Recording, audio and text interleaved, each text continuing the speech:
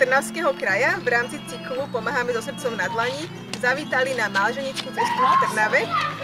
Koná sa tu podujatie pre deti, ktoré tu bývajú, Cesta za pokladom.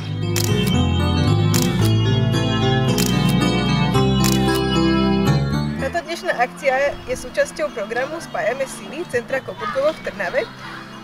Tento program bol ocenený Srdcom na dlani a mám tu koordinátora Juraja Štofeja, ktorý nám povie niečo o tomto programe a dnešnom podujatí. Keby som mal niečo povedať o našej organizácii, tak je to taká moja srdcová záležitosť.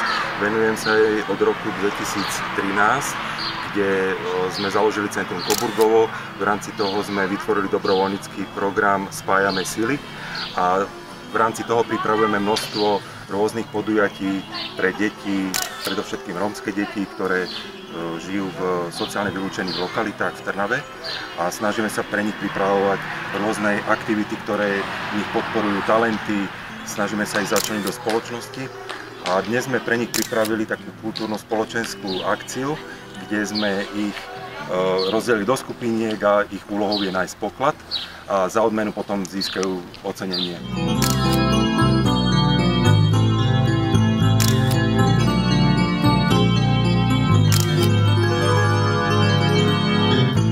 Postupne prechádzajú jednotlivé stanovištia a na konci ich čaká poklad. Toto stanovište sú tvorivé dielničky.